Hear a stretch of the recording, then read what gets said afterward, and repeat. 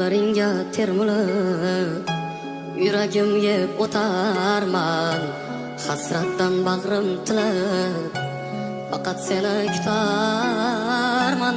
Baxtli kunlar bor deya, bu dunyoni tor deya, muhabbat ozor deya, faqat seni kutarman.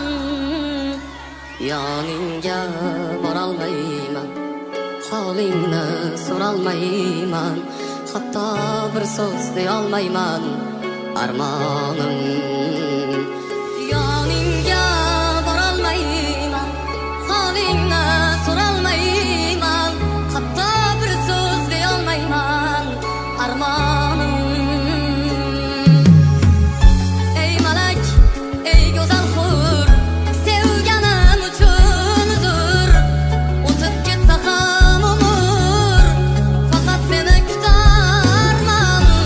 Kuyar ishqdan yuraklar, bo'lar dilda tilaklar, tinglab darddan ertaklar, faqat seni kutarman.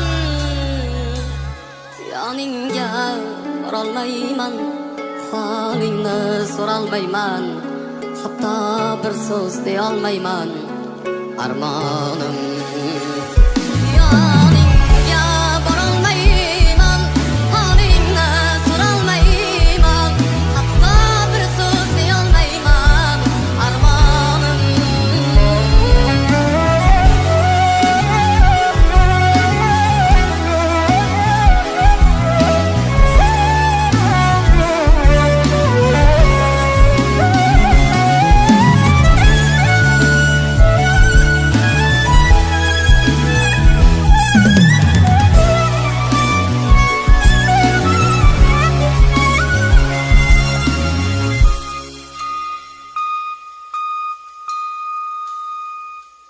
yoningga borolmayman, holingni so'rolmayman, hatto bir so'z deyolmayman.